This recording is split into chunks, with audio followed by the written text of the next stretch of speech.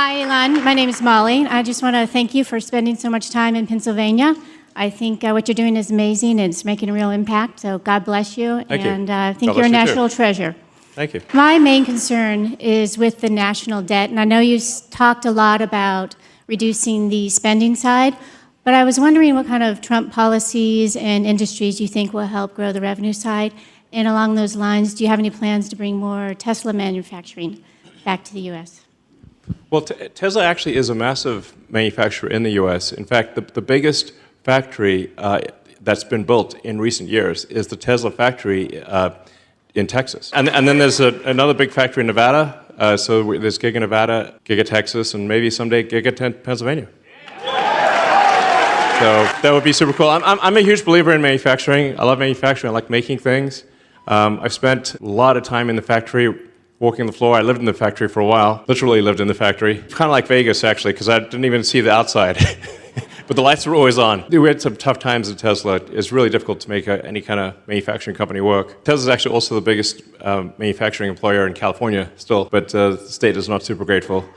But yeah, I'm a big, so we do a ton of manufacturing in the US, and we keep investing and increasing our manufacturing activity in the U.S. And SpaceX also is a massive manufacturer.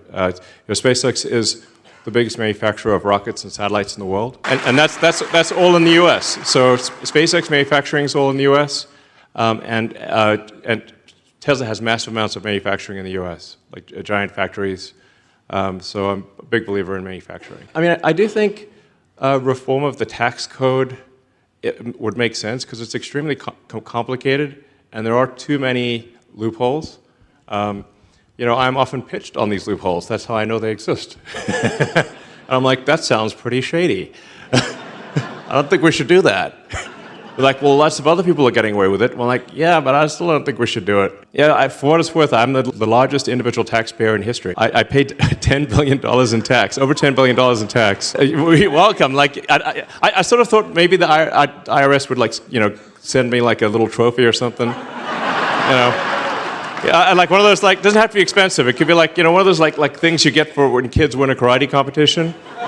Like little plastic gold trophy or something like that, or a cookie or something, but I didn't get anything. And it's like, but I was happy to pay the taxes. I don't mind. The stock market's a wild sort of roller coaster. I think Warren Buffett's got a lot of good sayings actually. But one of his sayings, I believe, is like, having a publicly traded company is like having someone stand outside your house and yell house prices all day, and it's still the same house, and you're like, why is this person yelling house prices at me all day long? That's what it's like being in a publicly traded company.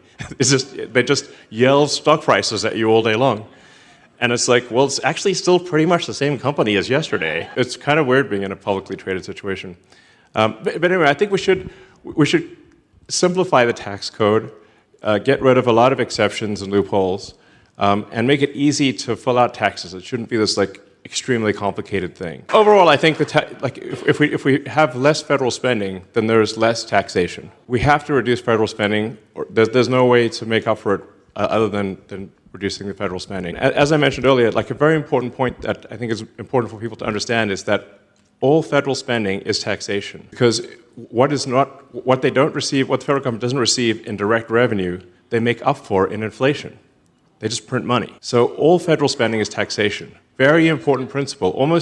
Very few people seem to spend their life in economics. I'll mention to them, hey, all federal spending is taxation. They're like, first they'll argue with me and then they'll agree. It is. Because it is either direct tax revenue or it is inflation. All federal spending is taxation. We must reduce federal spending or we will go bankrupt as a country. Recently, I was reading an article on Medium where an Italian researcher named Andrea Rossi was able to demonstrate a new technology that he invented that was able to extend the range of an electric vehicle. It was technically like a quadricycle, so a very low power electric vehicle by 4 times. And after the full test, it had actually increased the battery life of the electric vehicle. And obviously, it's only been demonstrated once. We don't know if this technology could be replicated, but if it was able to be replicated, would you be interested in implementing this kind of technology into your Tesla vehicles and even possibly the Starship? Well, I wish such a thing were real, but I do not think that such a thing is real. There is You know, every industry has a certain amount of BS. The battery industry, I think, is a candidate for industry with the most amount of BS. So it's just, like electrochemistry is very difficult. In fact, one of the ways that I will test the intelligence of an AI system is ask it battery electrochemistry questions and rocket questions, and usually comes back with terrible answers. It's extremely difficult to increase the range, but the range is already sufficient to fully electrify everything on Earth. You know, Teslas have over 300 miles of range, and some of them have like 400 miles of range. We could actually make it go further. It's just that that's like an unnecessary amount of battery for most people, because the amount of range that you need in a battery is about the same amount of range that your bladder has, essentially. If you start a trip at, say, 9 a.m., around noon, you want to probably hit the restroom, take a break, you know, have a bite to eat. So you drive for 3 hours, maybe 4 hours, and then charge the car. As long as the car is charged by the time you come back from the bathroom and had lunch or whatever, then long-distance trips are no problem. So we're already there at this point. There is no magical breakthrough. Would you also be willing, if other technologies are discovered over the next few years into the near future, would you also be willing to, that theoretically could revolutionize electrical vehicles, space travel, you know, exotic propulsion, exotic energy generation techniques? Are you interested in researching those and potentially funding them and contributing to this kind of research? I do think there is a lot of technology out there that is not really mainstream, that it has potential. Although it's in a very infantile stage, I think there is potential. I mean, not only, I mean, both Tesla and SpaceX are desperately interested in anything that works. We're not like barring the door. We're like, please, if you got something that works, tell us about it. Unfortunately, it's rarely the case that it actually works, is the issue. For a while there, Tesla, I guess we maybe still do, like we'd rate any given, you know, proposed new technology out of 10, where 10 is incredible, and, you know, 1 is total nonsense. And really nothing got above a 4. So it's just very difficult to do. I would encourage anyone to say, prove me wrong. Please do that. I would like to be proven wrong. That would be awesome. Tweet on X. Yeah, but just compete with Tesla. If there's some technology that has much greater range, I would strongly recommend they just kick our ass. I don't want to tempt fate, but like nobody has successfully hacked SpaceX or Starlink. There've been, every day there are thousands of attempts to hack Starlink, and no one has succeeded. Again, I don't want to tempt fate here, so this is not a tempt.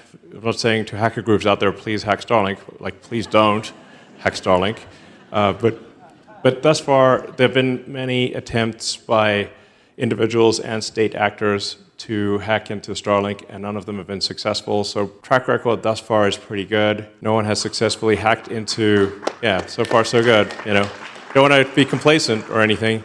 No one has hacked into the Tesla mothership, like the Tesla core database. Many people have tried to hack into the Tesla core database. 0 successes.